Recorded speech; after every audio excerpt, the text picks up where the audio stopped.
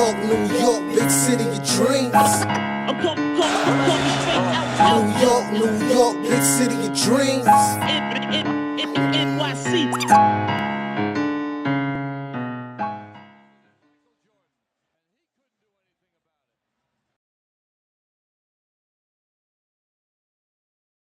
Jay Ellis from the Nick of Time show here to give you that Knicks talk just in Nick of Time, and we got to talk about this game. Hold on, there's an echo going on. Do you guys hear echo? Is that me? I don't hear one. Is that just me? Okay, that's just. All right, sorry guys, technical difficulties. Okay, here we go. All right, what's going on? This is Jay Ellis from the Nick of Time show. Here to give you that Knicks talk just in the nick of time, and we have to talk about this Knicks Nets game last night. And I gotta tell you, I was actually at the game. Shout out to my guy Nick Nader. We watched the game. Pretty good seats, damn good seats actually. Floor seats pretty much. And I got a full bullseye view of the good, the bad, and the ugly. And we're gonna talk about it all. But before we do that, I have to introduce you to my guy, the Latin assassin, Lee Escobedo. What's good, my guy, Lee? My guy, man, I would trade my left arm, my entire VHS collection to be at MSG watching the Knicks with you, especially for a win. There is nobody I want to watch a game at MSG after my pops more than you, bro. So, Nickinator, I am very jealous of you getting able to cheer on a win with my main man, Jay Ellis. But damn, what a win it was. Even though it was a four-quarter collapse, another game where we have trouble maintaining a lead. Luckily, Jalen Brunson was Jalen Brunson that night and did not miss when he needed to. Yeah, absolutely. And yeah, we got to get that done. That's got to be on the bucket list, Lee, for sure. But I'm going to start off. I'm extremely happy that we won this game. And I'm going to talk about the brilliance of Jalen Brunson, the brilliance of OG Anunoby. I'm going to talk about Ari Hukporti playing a bunch of minutes over Sims, the second unit playing a lot of minutes over all the rookies. There was a lineup of 3 rookies. We had Tyler Kolek, Wow, Ariel Hukporti, and Pacome Dadier playing at the same time during the game, and not just spot minutes in the first half, but also in the second half. So I don't know what's happening with Tom Thibodeau and his overall outlook of this team, but there was a lot of things to touch on. Before I even touch on that, I got to talk about these refs. Got to talk about the refs. I've seen a lot of basketball. I've seen a lot of Knicks basketball, and I'm extremely happy for this win. However, this has to be the worst ref game, the worst ref Knick game I've ever watched in my life. wow, ever. Ever. And what makes this so bad is it seemed rigged. It didn't even seem, you watch some games, he's like, oh, that's a superstar call. Oh, that's a bad call. Oh, the refs must have missed. This actually felt rigged. Like, people be saying the game is rigged. This actually felt like a rigged game. And one of the 2 moments that made this feel like a rigged game to me was one, when OG Anunoby was trying to fight over a screen, and Dorian Finley-Smith pushed him with 2 hands onto the ground, started talking trash as he was on the ground. And they call, and then OG gets up. They had to be separated, but OG doesn't swing. He doesn't do nothing. The dude just pushes him to the ground. So he's barking back. The refs looked at the tape and called that a double technical. I thought it was an easy call. There was so that play was very peculiar to me. And then after that, there was a play in the 4th quarter where the refs were reviewing an out of bounds play where a net player hits the ball out of bounds, and they were checking to see if they hit it or not. And then the refs come back to the table and say, hey, 5 seconds before that play happens, OG Anunoby tugged the guy's jersey, which is his sixth foul, and he's ejected. I was like, wait, what? Wild. Wait, what? Bamboozled. That is crazy. That when I saw that, because we at MSG, we were watching different angles of the ball going out of bounds, only for OG Anunoby to be called to have a foul call in them. So that whole thing felt rigged to me, but it was a bad rig job because Jalen Brunson and the Knicks overcame the Zebras and the Nets. Everybody wearing black and white that day, they beat them. All right. And thank God for Jalen Brunson, who usually doesn't necessarily hit all the clutch free throws down the stretch, but he hit every clutch free throw down the stretch. Then with the game on the line, the Knicks clear out, put all the players on one side. Jalen Brunson could have easily gone for 2, but he pulled up for 3 on one side of the floor and hit that joint, man. And cold-blooded shot, really big man shot.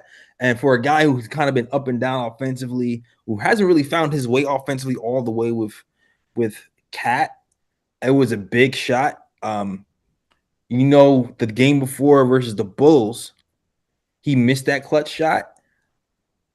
It was said that he thought about that shot for the next game and he wanted that opportunity again. And he responded. He responded by hitting a go-ahead 3 to win the game for the Knicks. And I'm happy that he was able to show some poise and pull us through that game because the odds were against us, the refs were against us, and the Nets were against us. But we got that game. We got the win and we needed to win for sure. Unfortunately, I went out to dinner with my father last night, so I wasn't able to watch but the first quarter. And I spent my day last night and this morning going through highlight packages of mainly Ariel Hukporti, who is, man, he is fun to watch. Yeah. Plays a lot with the same moxie as Julius Randle, kind of aggression. We need that spark back on this team because most of the guys they let their game do the talking. They kind of play quiet. And I like Hukporti's energy and his enthusiasm out on the court. He plays with a little bit of nastiness. He's an unbelievable shot blocker, screen setter, backdoor cuts, lob threat, all of those things. I think far superior than Sims, but that's not to bash Sims because what I did watch in the first quarter, Sims was out there hustling. He played good defense. I know I've been hard on the kid, but I think it's gotten to the point to where people who don't have much to say about the X's and O's of a game, they just rely on bashing Sims as an easy out. I think it's unfair, and it's gotten a little propaganda-ish now, I think, and just calling for his head and trying to push for hot 40 minutes or saying that, we need Mitch back when Sims is doing his good defense, smart defense. I think his hedges are right. I think he's making good decisions on rotating.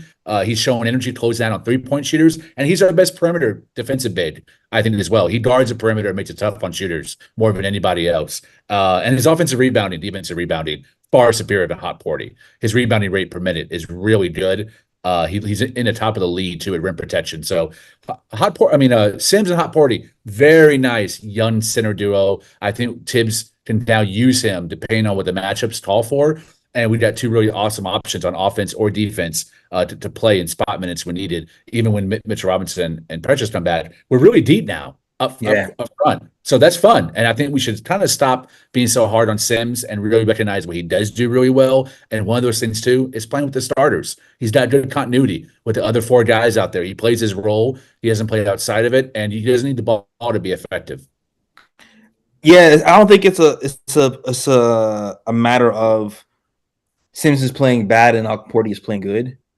I think it's a matter of Sims is playing good and Hukporti is exceeding expectations. Or just not even exceeding expectations. He's popping off the screen. He's popping off the screen because Ariel is just more aggressive in general. Like if Ariel gets the ball in that half circle spot on the ground and Sims gets the ball in that same spot and they both have momentum going towards the basket, Ariel will try to dunk over you. Sims will try to stop and kick it out. And that to me is the biggest difference in those two is just the aggression level of offense. Sims spent a lot of time working on his offensive moves in the summer, drop steps. You already know he can dunk, but he's just not. He just seems he's just timid sometimes on the offensive end. Not even timid, but he doesn't stretch himself. He doesn't stretch himself to say, you know what, I'm taking this shot. I'm beating this man off the dribble. I'm gonna try to dunk over this guy. With Ariel, it just seems instinctive. It's just a part of who he is, a part of his DMA. So like, I really appreciate both of those guys. Now, as far as the defense goes, Ariel's shot blocking is really good. He's been a really good weak side shot blocker. His timing even on ball has been good. The only thing I would say, Sims right now to me has the edge as far as perimeter defense by far.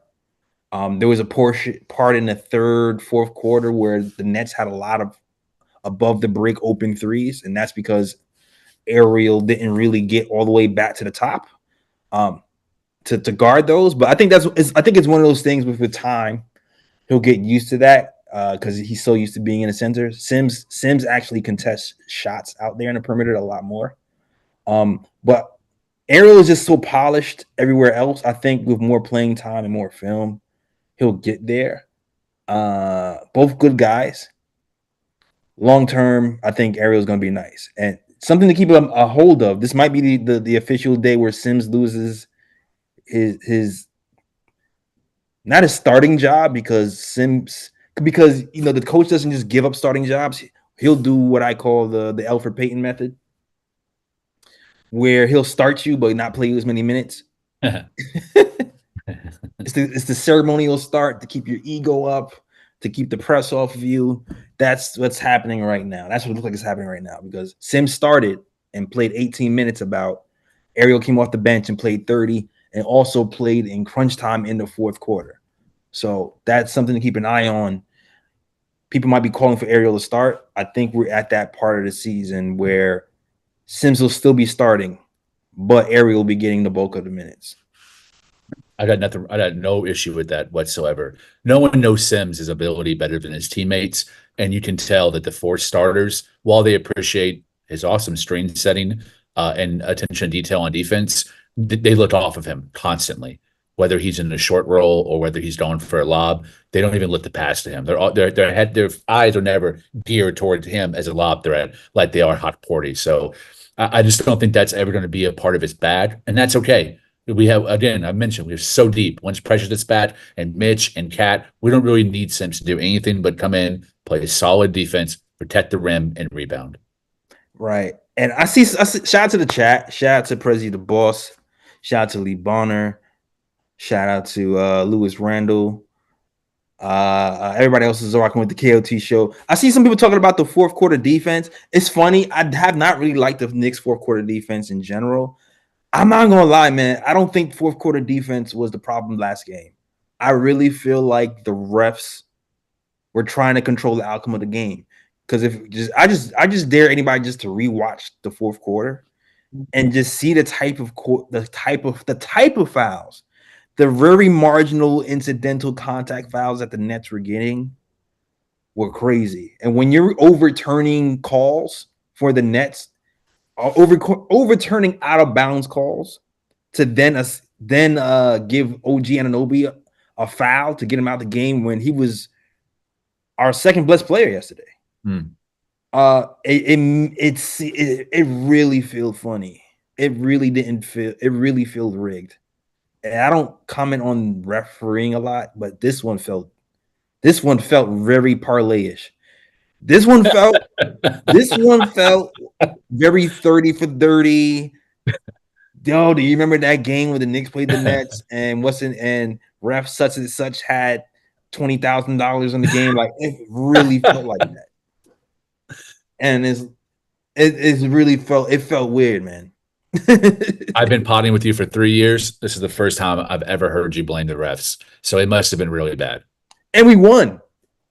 But if we lost, I would have said the same thing. I'm just happy that Jalen Brunson saved our ass. Captain Clutch. Yeah. Big shot Brunson for sure. And I Um, think it really is a testament to his resolve, because he missed that shot against Chicago and wasn't afraid to take the three over the two in this game. Like, the man has balls of steel. I love that he is our leader and we have that crunch time option in him. And not just him, but also Cat. Cat's such a decoy when he's healthy and playing. It really relieves pressure off of Brunson and get a shot that he really likes in a spot that he has a lot of faith in himself. Absolutely. Which kind of brings me to two things that I want to keep an eye on too. Um, One of them is Cat and Brunson together. Like, I feel like so far this season, I've seen Cat just take over, and I'll see Brunson have a good game here or there. I'm waiting for that game where both of them are clicking on all cylinders, and I feel like I haven't really seen that yet. Whereas like both Cat and Brunson have a good Mm. shooting game. Like, I started to wonder is like Brunson went off, right? He had 7 assists, 37 points, but Cat's not there. He's back into his old role of last year, where he's kind of the guy. Um, and you know what, I'm gonna hold off on that thought. I haven't seen both of them have good games at the same time, really, where they both shoot efficiently. But what I will say is the team scoring was pretty balanced, so I will have to give him that a nod there, because him, OG, McCall, and Hart for a stint all had around the same amount of points. But I'm still looking for that day where Cat and Brunson both have the effectiveness on offensive end and both shoot efficiently. I feel like that's going to be the next step for us when we start to really blow teams out. I was going to push back a little bit if you ended up going that direction, because yes, they haven't had two full 40-point games combined, or they haven't combined for 90 points or 80 points, but they have developed a very nice two-man game together in the pick and roll. They've been Right. really effective, where even like Brunson screens for Cat and Cat pops off for a three or a pull-up J. Like, I think they have a pretty nice chemistry with one another. The difference is, for me, it's Brunson doesn't know how to choose between being a passer or a scorer when he shares a court with Cat. He tends to defer a lot to Cat to try to get Cat going, because I think he hears a noise. He knows it's time for his approach to change. He can't Mhm. be heliocentric, but he also needs to know when it's time for him to step up and take some of that pressure off of Cat and collapse the defense with his penetration ability. Pause. But that hasn't happened yet. But the two main game, it's one of the best pick and roll combinations in the NBA right now. They're both highly effective off of it. No, I'm not even talking about moments, because like there's moments where it's like, yo, the pick and roll game is going. Uh, he drops off a pass to Cat, he hits it on top of the three. I'm talking about, yo, there's a game where it's like they don't just both score, but they're both scoring efficiently, I think is what I'm saying. Because the games where I felt like Cat has big scoring efficient games, Brunson is like he has 20 points, but he's like 40% from the field or something. You know what I mean? I think that's what I'm saying. That's what I'm saying. But that was just interesting for me to note. Um, Also, another thing was interesting was the Knicks have had a hard time playing against switching defenses. The offense usually gets bogged down. We have low assist numbers. Last night, we actually had pretty decent assist numbers, not the 30 assist games that we used to having, but we had 25 assists with switching defenses, which is a good sight to see, because we've struggled with that so far. I think the Knicks just did a really good job of forcing doubles on switches and kicking it out. Mhm. Um, they also did a really good job of finding OG in transition against campaign and other mismatches. Got a lot of easy buckets that way. Uh, I think we had a good balance of ISO, a little bit of here ball from Jalen Brunson, and moving the ball and not letting the switching defense hinder our motion, which is, I feel like, it was what usually was starting to happen before. Like, they would switch, everybody would stand around, and we can't play like that. So I think that was a step in the right direction for the Knicks.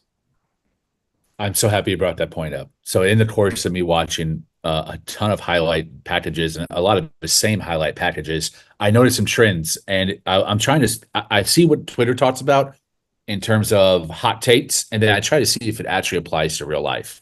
And one of the ones I'm hearing right now is that there's a portion of Twitter that thinks Tibbs should be fired, or is starting to become frustrated with Tibbs because it's another season without additional wrinkles to the offense. And I noticed too that he has implemented this season to really high effectiveness. The first one's one that he's done a little bit in the past, but now that Hart is starting, Hart is having more opportunities to do this with his starters. And when you're not rolling with McBride or not Devo off the bench, but a Grimes off the bench compared to Cat, Brunson, and Mikal, obviously it's going to rise all ships. And that actually is the same match in Dallas plays with Luka, where Luka gets into the free throw range, mid-range space, and Luka is the highest percentage scorer in the mid-range. Well, Hart's not far behind. Hart shoots 77% in that area. So defenses know this. It's simple game tape. They start collapsing. When they collapse, Hart plays a lot like Luka, except for the scoring. But the passing, the rebounding, the steals, all those little intangibles, he is one of the only players in the NBA that has across the board high production in every metric. And what he does is he finds backdoor cutters. He found OG, I saw on one highlight, or shooters coming off the curl. He found OG twice coming off the curl on the right side. And I was like, damn, that can be one of our new bailout options, where if a play breaks down, you can give it to Hart. Hart dribbles into the free throw line area and then does his magic in the short roll. He either gets out and finds a shooter, or he does some unbelievable mid-range fall away like he does, which is an in. He's shooting 77% in that area, so you have to double. The other one involves Brunson, and this is something that he's added. That he ran it a few times with Devo, but a lot of Devo was just really bailout or the open shot. There wasn't a whole lot of play calling being ran for him when he first hit the starting position. And this comes off of a high pick and roll. Usually it's Cat, but last night it was Sims that I saw in the highlight packages. Sims sets that pick and draws his man to the perimeter. Brunson's man is already on the perimeter too. So on the weak side now, you got three guys. Bridges then sets a screen for OG sets a screen for Bridges, so that Bridges man gets caught up with OG. So now OG is almost holding back two guys. So now Bridges is in single coverage. That left side of the corner, he shoots 40%. I saw it ran the right side of the corner. He shoots 54%. Bam, wide open three. Swing, swing, swing. Bridges catches, shoots, three ball. That is an awesome play for one of the best corner shooters in the NBA. Again, right side 54%, left side 40%. That's something that Brunson's trying to implement through Tibbs to get Bridges more acclimated to the offense and run plays for him where there's double screens, both for Brunson as a playmaker and then as Bridges as a shooter with OG helping on the weak side. Those are two awesome things that I think prove that Tibbs is implementing new wrinkles into the offense and that he's not the old curmudgeon that's incapable of learning new tricks. Yeah, it's funny. I feel like defense is more of a problem this year than offense. Agreed. With the exception of Mikal, because Mikal is still shooting only 30% from three. So we have to wait for that to get up. Hopefully it does. I still have my Mikal cards. I'm thinking that's going to go up. But it's funny. My Mikal stock, sorry. But funny enough, I'm watching everybody play. And I'm looking at OG and I'm like, OG really has probably been the best overall Knick this season so far. Agreed. Definitely agree. And I've had conversation about who's the third option.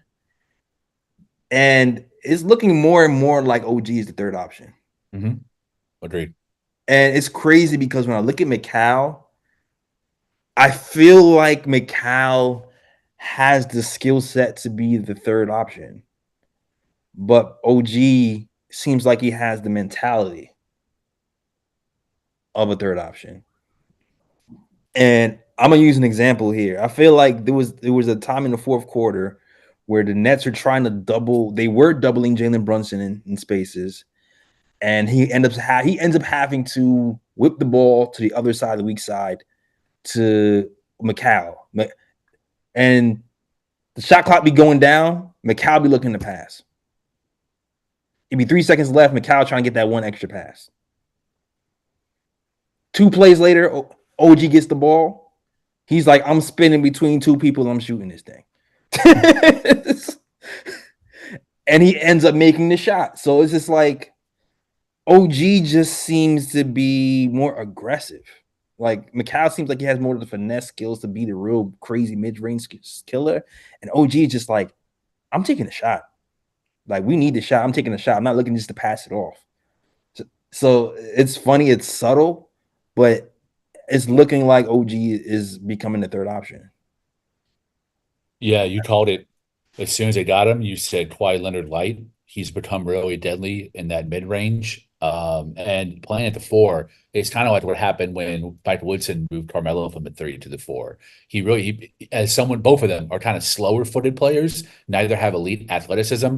OG is a better athlete than Carmelo Anthony. But at the four position, they have a first step on just about every other four that they're matched up against. So having that advantage, it's harder to guard them on the perimeter because if you give them any space, they're going to blow by you and get to the rim, which OG has been maybe our best driver this season. Like usually it's Josh Hart. Yeah. OG's been amazing driving to the basket, and it's such a breath of fresh air. I don't mean to knock on RJ's having a great season with Toronto, but I used to like clench my ass cheeks when RJ would drive to the rim. It's the opposite of OG. I'm like, oh, guaranteed 2 points. Yeah. And it is. Sometimes he draws a foul too, and he hits the and one. He's so efficient. He never takes a bad shot. I think he has the most beautiful shot diet of anyone on the team.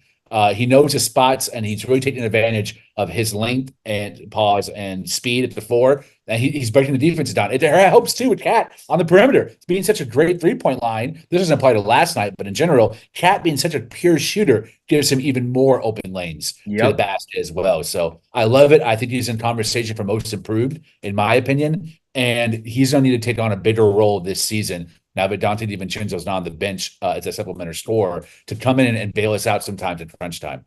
And I think Tibbs don't trust him. Yeah, I think the team is going to trust him. It just seems like the natural order of things is just happening. And then you see it even more when Cat's not playing because Cat didn't play last night. So you had to lean on somebody else. And we ended up leaning on OG Anunoby as our second quarter, as our second scorer. Shout out to JB Deal. I see you guys chatting up there. Shout out to JB Deal. Shout out to Dorkasaurus. Dorkasaurus seems to agree with JB Deal's assessment that Macau flourishes when Brunson is on the bench. You're absolutely right. You are absolutely right. During that Bulls game, when Brunson sat, Macau just went off. It was like, oh, wait, I get to score now? Okay.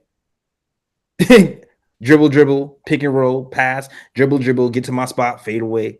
You can see it. He's way more aggressive when Brunson is off the floor. Why do you think that is? I don't know. I think he just feel like it's Brunson's team. Like I feel like there's been a few games where Macau has forced a pass that wasn't there, trying to be a team player. Where he's when he's in his scoring spot, like you're in your, what is he shooting? He's like shooting like 67% from two or something crazy in that. And he's in his element and he'll still choose to pass and it'll end up being a turnover. Right. Like he just has to fix that a little bit. He's like right there. He needs to tweak it. He needs to tweak that outside of hitting threes, which is the obvious. I just feel I wish he would take more of the shots that he's good at taking and not forcing the path past trying to be a team player when the pass isn't even there. For sure. But yeah, thank you for that, man. I appreciate that comment. So it was funny really watching that game and watching the Knicks adjust to without playing with Cat because they started the double Brunson and we had to figure out other ways to score. And Macau couldn't score, but OG did. And then when OG was out, then I was like, oh damn. Then Campaign came in the game, and Campaign was giving me a heart attack because although he had a really good third quarter and helped force the game to like 20, when the game was on the line, he shot a contested three when I was like, dude, what are you doing? You need to chill out. It was scary hours. It was definitely scary hours. I was nervous for sure. But we still ended up winning this game. But you know what? Also, I want to give a shout out to Tibbs. And I want to highlight something else that think I did not expect to see, Lee. The second unit minutes are rookies. I don't know if anybody thought that we would see 3 rookies on the floor playing at the same time.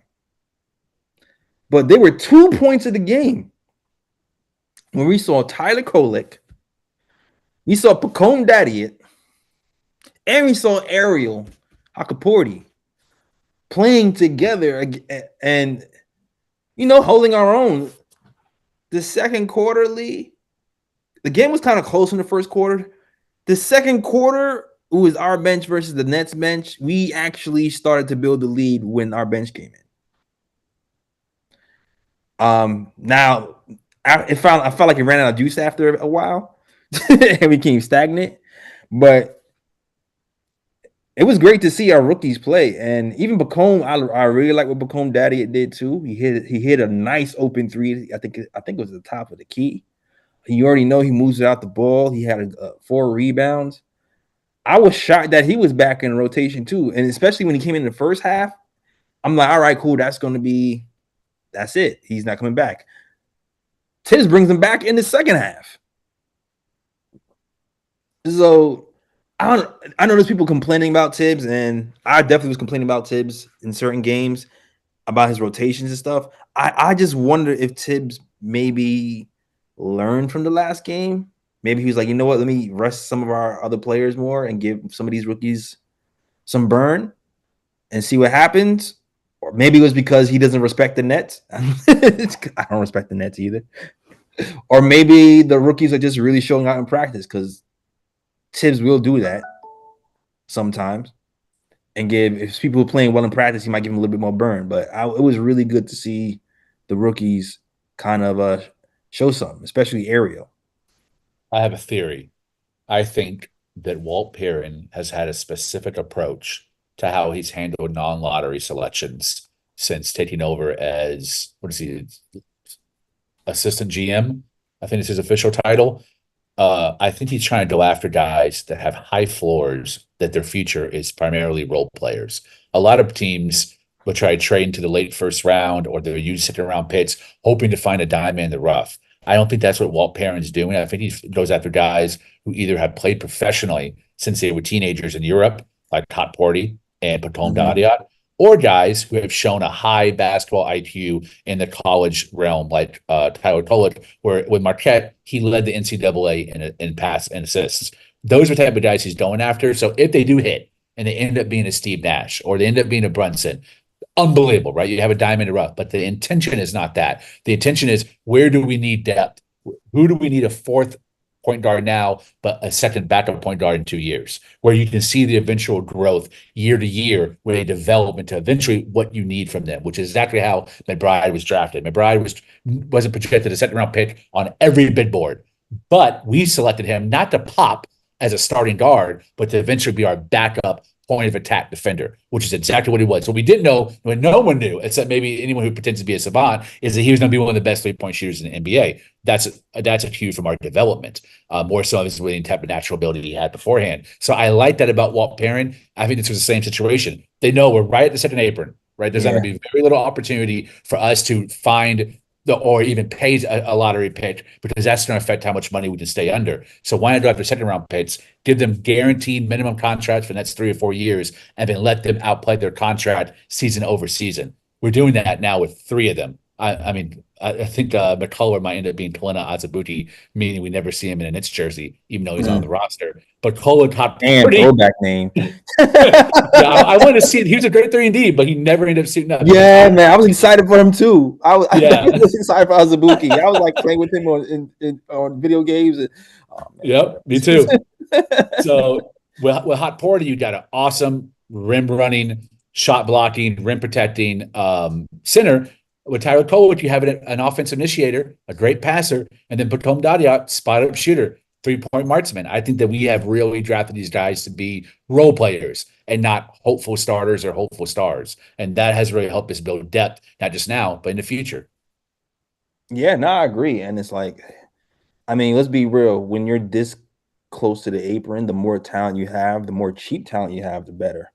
because you can keep players here long term, and the wheel keeps turning for you guys, or for us, or who knows what happens. Like, of course, also can set us up for a trade later to keep people off the books, people on the books, fulfill a need. Just the more talent we have, the better it's going to be for all of us. I Like see Grimes and pictures. IQ. What happened? Like Grimes and IQ were used. Exactly, like a Grimes and IQ. And I see picks with Timmy said it's caused Deuce and Cat were out. Yes, Deuce and Cat were out, which I feel like for sure caused it caused Ariel to start to play, and also it caused Tyler Cole to start to play. But it's different when Ariel is playing 30 minutes. It's not just like, oh, Sims is playing and then Ariel's playing like the 10 minutes left over. No, Ariel's playing 30 minutes. That's a completely different thing. You know what I'm saying? That's completely different thing. Also, none of that means Pacome has to play. That's really the surprise to me, because you're like, all right, cool, we need a center, we need a point guard, plug in Tyler, plug in Ariel, call it a day. Pacome played both halves. That's not something I saw coming based on what Tibbs' pattern has been so far this year, which makes me think with Pacome specifically, he might just be showing something in practice. Yeah, because it wasn't like he didn't beat out anybody for minutes, because he has all wings in front of him. You know what I'm saying? Boy, he has an incredible shot too. Yeah, I'm not, as someone who can't shoot, I don't know personally what the mechanics look like of a knockdown 3-point shot, but all the basketball I've watched and all the horrible shooting I've seen on this team, especially in the Phil Jackson era, when I watch him come off the bench, not just is it pure, he shoots with a really high level of confidence too. And he doesn't shoot, his chart isn't all over the 3-point line. He has specific areas that he really feels highly confident in. And when he's in those areas, you see the Brunson and Hart really look to him to try to kick out for an open three. And also, all three of them playing at the same time, that to me is a bit of a surprise.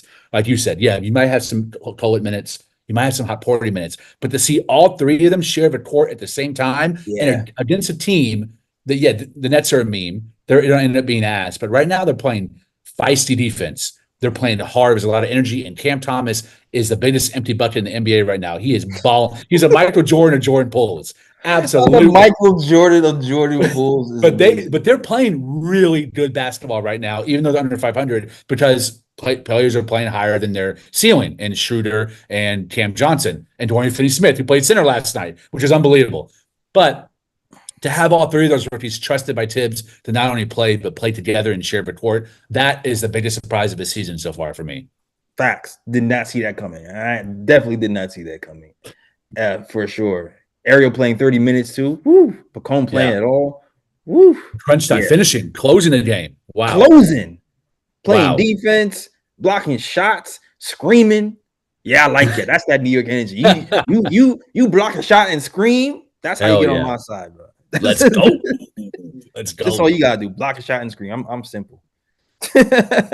Hell yeah. I'm simple, man. Salute to the chat, man. Shout out to Billy Bills, who says when Mitch starts practicing against these bigs, the game is going to improve tremendously. Not for sure. For sure. Great. It's funny. Great point. We are a top 4 offense this season so far, but we have the worst defense in the league. I think we were tied. I think they said we were tied with the Wizards. So we just need to get mediocre at defense. Can we get mediocre at like we have a positive net rating and we're dead last in defense. We need to get mediocre at defense. So getting Mitch back, Precious back, all that is going to change a lot for us. Mm-hmm. So I can't wait for those guys to get back. And Mikal Bridges, straight up, if anyone needs to get better at something, it's Mikal Bridges' perimeter defense. That's been the thing that I've been the most angry about this season. The 3-point shooting I haven't been worried about because I know it'll come. And the corners, as I mentioned, he's balling. He's a sniper from the left and right corner, especially the right corner. but it's the defense on the perimeter. It's almost every highlight I watched last night of someone getting cooked, it was his ass getting cooked. And I was like, damn it, bro. Except in the last play, he won the game for us on that block, for He sure. did. He got beat and then recovered and was still able to block the shot, which is an amazing sequence on its own. I couldn't even dream what that would have to take athletically in order to do that. But I got to see a better effort from Mikal on defense. Maybe that scheme, because we have the personnel to switch. You said this a lot, Lee. We have the personnel to switch 2 through 4, and we don't do it. So a lot of it is, Mikal chasing over the top on screens and him have to rear side contest. Maybe we won't even have to do all that. You just switch. You know what I'm saying? I don't know. I saw more switching the first 3 games of a season and then kind of went away. I also saw us going under screens more, like the first 7 games of a season. I'm seeing less of that. We're really trying to fight over screens more and stay in front of our man on the perimeter, which that needed to be cleaned up immediately. That was giving up so many bat-breaking threes throughout the season that just like kill me. Especially, I don't think about the Detroit game. It's like, damn it, man. Just like if it's not working, it was always Hart and Bridges and Brunson too. If it's not working going under, don't worry about protecting the paint. It's a 3 game right now that we're getting demolished on. And we were also at that time shooting less threes than the teams that we were facing too. So that hurts as well because we're trading 3 points for 2. Right. And picks with Timmy says our other bigs can hedge the picks better. Yeah, that's always been that's been my argument too. When it comes to pick and roll defense, like I've said this on here before, that's a 2-player thing. Like if your big can't slow down the other player, it makes your job as the guy trying to come back into the play a lot harder. So it makes it rougher for him. I don't know if that's not been improved upon because typically those actions involve Brunson and Cat are 2 worst pick and roll defenders. Right. So I don't know. That's gonna be something that Tibbs has to figure out. Maybe it's another one of those early switches where he gets Cat off of that action and tries to put Hard or OG. Right. Have we not used that in a while? No, we haven't. Yeah.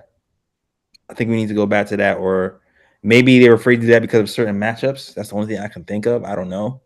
But yeah, since DFS was playing the 5 last night. Yeah. I mean, there was no real 5s for the Nets last night either. Mm-hmm. So we better have won that rebound battle for sure. But also that leads for the Nets to shoot even more 3s and spread us out. Because they don't have a traditional 5. Huh? He said that was iHeart's greatest strength. I agree. He did a great job I mean, he got dog walked one-on-one defense, so guarding the pick and roll. He was pretty awesome at that. He covered a lot of ground. No, I agree. I definitely agree. I actually made a comment to Lee off show about people talking about, oh, we miss Randall or we miss Mitch. I was like, do we miss iHeart? Because iHeart was carrying us for a while at center. Yep.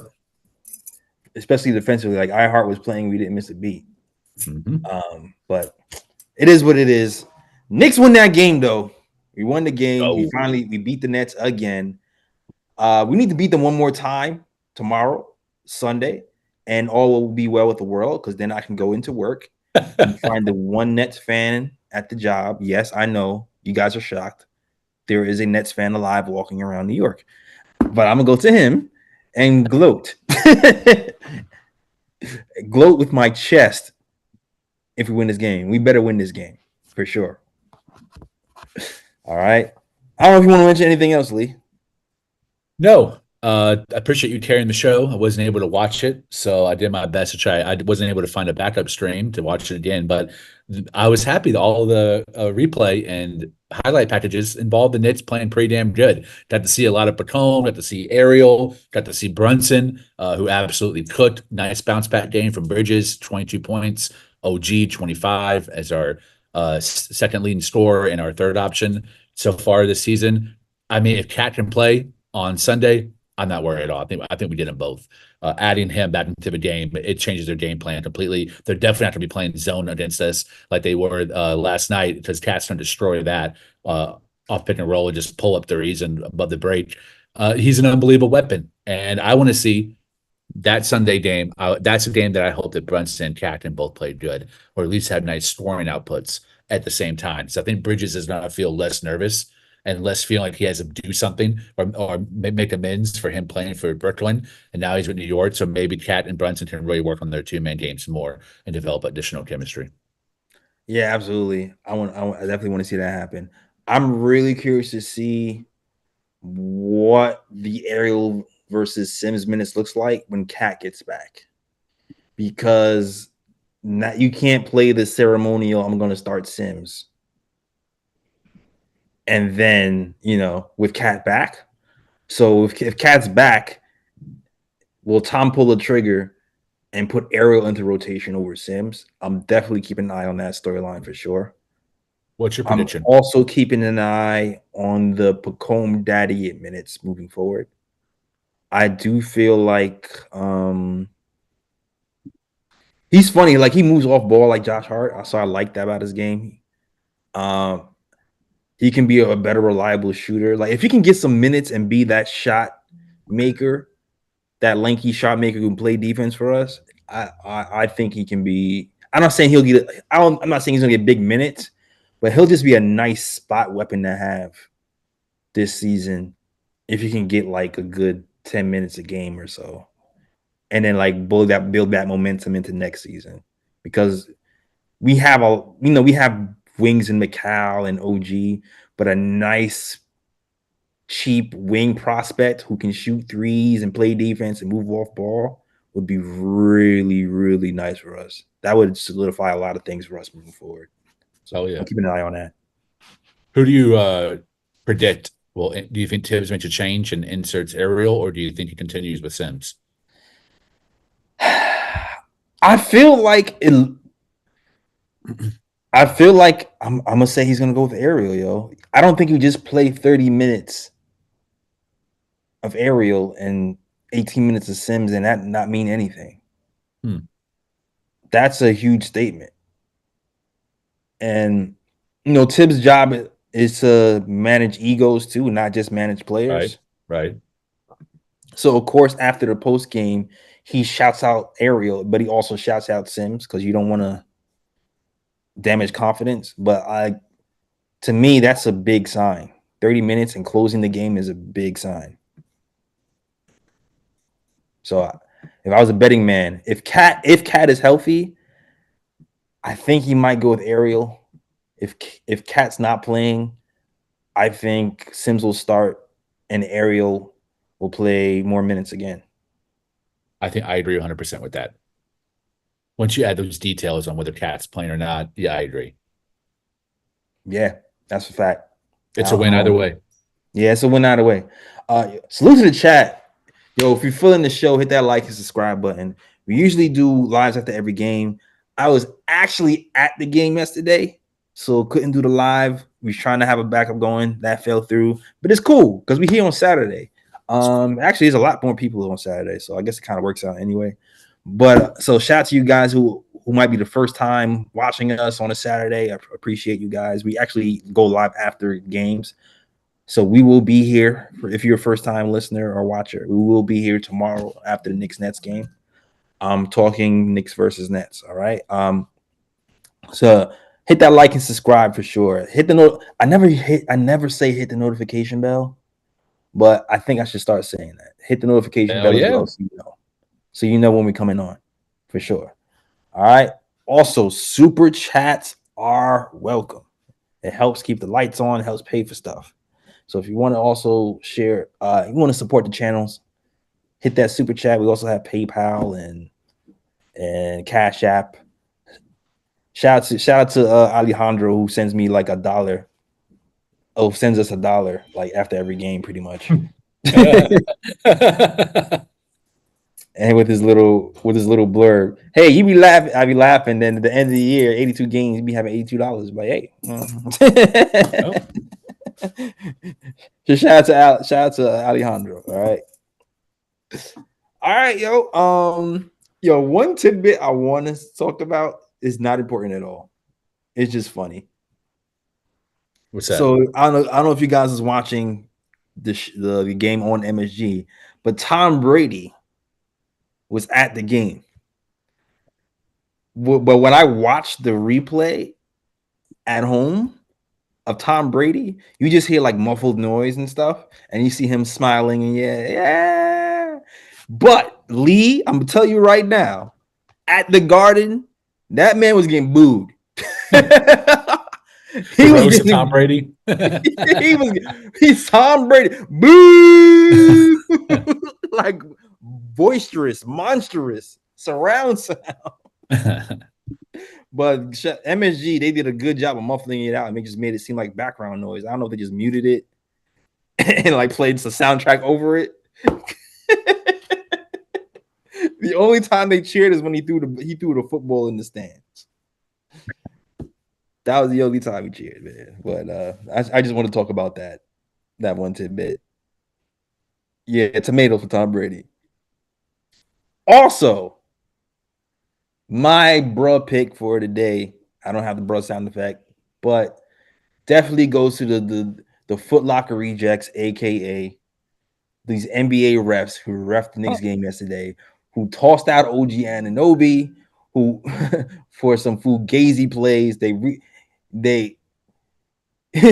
overturned a call, an out of bounds call to give OG Anunoby a foul call. They called a double technical when Dorian Finley-Smith pushed OG Anunoby to the floor, then proceeded to taunt him as he was on the floor. They called that a double technical. The refs really tried to rig that game yesterday. To me, it really looked rigged. To me, it was the worst ref game I ever seen from the Knicks. So, gotta give a bruh to the Zebras yesterday, for sure. I got a bruh pick. You've been using this time to shout out an NBA player that I like, but this time I shout out an NBA player that I'm disappointed in. My man Dante DiVincenzo, total bruh pick.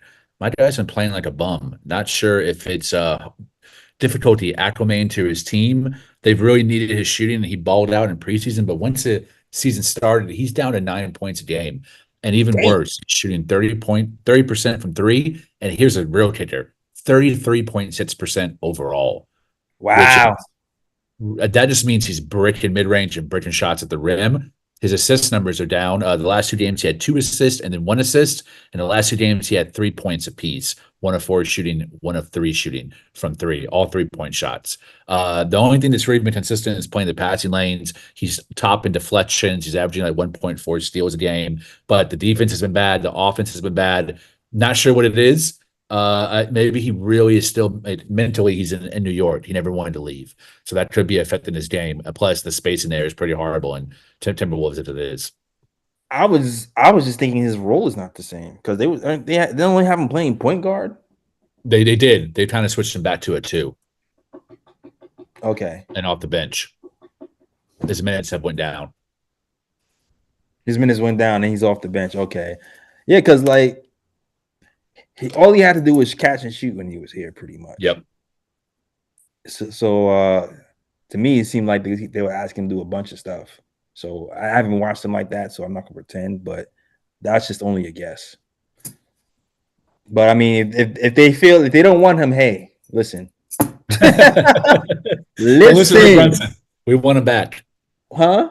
I said, don't listen to Rick Brunson. We want him back. Yeah, we want him back. If you don't know how to use him, we know how to use him, okay? We know how to use him. We sure do.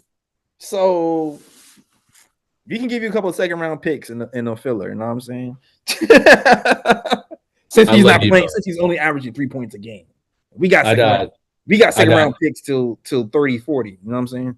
Well, he's averaging 9, but he had 3 points in his last 2 outings, which dropped his overall scoring average. And I'm not bashing him. He's not a bad player. I just think he's on a bad fit. And right now, he's on a bad team. Minnesota is bad right now. And I don't really see how they get better because they're fully healthy. And Randall's playing really well statistically. And Edwards is playing unbelievable. Gobert is playing very good defensively. I just don't know how we get better. I think the spacing is just – it's really problematic over there. No, I agree. I feel you. Somebody said getting him back would be almost impossible. Yeah, I'm not sure who he got campaign.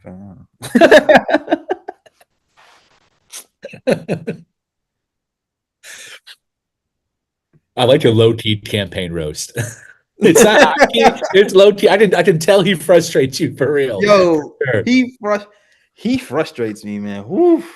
His shot select, and I keep saying this. It's his form makes the shot selection hurt more. Mm-hmm.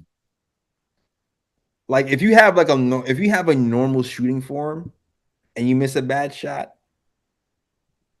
it doesn't feel as bad. But when you shoot like that, and you brick it from like 3 feet behind the 3-point line, it makes it worse. I don't know. I think he's probably going to be out of the rotation when Shamet, if and when Shamet heals.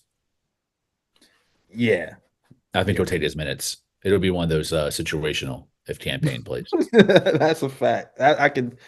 Woo, I don't even know though because they don't Shamet. Shamet is not really like a point guard. I think I he'll don't end up know. running Brian more at the lead guard, and he'll have Shamet off ball. Yo, you know what too? I didn't see Matt Ryan yesterday. Bruh pitch. I didn't see. That's what it is. Pacone took Matt Ryan's minutes.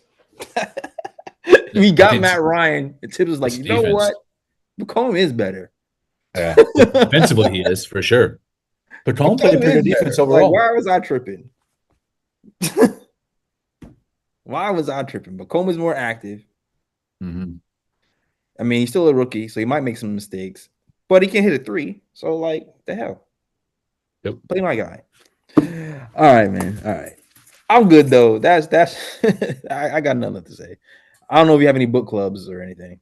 Yeah, man. I went to the bookstore today and used bookstore. I found all of Neil Gaiman's collected American Gods omnibus for $30. This is right where a $60 buy. I've searched on eBay. Lowest price I found was $50. So this is incredible. This is like a great deal for half off. Beautiful artwork. It's an adaptation of his novel into graphic art form. If you like Sandman, you like Neil Gaiman. He's one of my favorite writers. I haven't read it yet, but this is an unbelievable find, and I want to brag a little bit on my book searching skills. I know they're damn near enough. I should be able to find the gems, but I found one today and definitely bought that on the spot.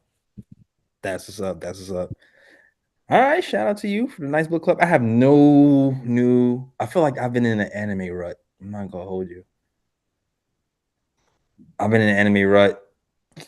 I was watching My Hero Academia. That hasn't come back on in a minute. I don't know what's happening. I feel like a few of the shows are in transition. So I'm looking for more. I'd be falling asleep with Dragon Ball Z. Yeah, it's like rain silence for me. I just turn on Dragon Ball Z and just go into a Vegeta fight. He's like, Kakarot. Yeah. Reminds me of when I was 13. Oh man. Dan. Dude, watch Dan. No, you know what? I do watch Dan East Brew. It'd be one episode quick. You know what? My bad. I do watch Dan, and that's a pretty good show for those who don't watch it. The Dan is good. It is good. Oh, this sounds dope, Dan. Yeah, it's quirky. It's like a quirky Netflix anime for like teenagers about a kid who lost his balls. It's funny. It's crazy. That is a good show. You're right. All right, guys. That's the show. Thank you guys for watching. Oh, Bleach is back. I am watching Bleach too. You're right. You guys are right. I am watching Bleach on Hulu. All right. Lee would love Dan. I like sci-fi, horror, gore. Yeah. Is that really it's kind of witchcrafty. I like that too. Dark arts, mystic arts. It feels interesting. That's what this is. Silly, kind of teenagey. This comic animation is cool though. I said the comic I got has a lot of like black magic, dark magic, witchcraft, American Gods. This is a graphic novel, and it's got a lot of that too. Okay, so yeah, you would like it. I like those kind of stories. Good call, chat. Good call. Pitch for Timmy. Wow. Pitch for Timmy knows me well, I guess. My arch nemesis. Your arch nemesis. Your Pix called me a hater. Who am I hating on, Pix? I missed that part. Who was I hating on, Pix? Campaign. I'm hating on campaign. Oh, yeah, I guess. True. I True. guess. Own it. I guess I am. Because you know what? He was a part of the spark during the third quarter charge. It was just when the game was on the line, he took a few bad shots. I was like, dog. I was like, The what is number happening? one best reason to have campaign on your roster is so you don't have to play him. That's the best reason. We never have to worry about playing him because he can come in and break your back with a 3. Nah, that's a fact. But what was happening was OG got fouled out because some BS call from the refs. And so you're looking down the line, you're like, all right, who are we playing? It's like Pacome is too raw. So I guess we play campaign because he has the experience. And they would double Brunson. Brunson would pass the campaign, and campaign would, with his experience, chuck a 3 from 45 feet behind the 3-point line. Contested. When you put it like that. Contested. A contested chuck is crazy. But yeah. You ain't lying. All right. I'm good. I'm done. All right. That's the show. Thank you guys for watching. I hope you like the show. Hit that like and subscribe. We'll be back tomorrow, Sunday. Knicks Nets. Hopefully it's a Knicks win. All right. Hell yeah. Let's do it. That's the show. We out of here. Peace.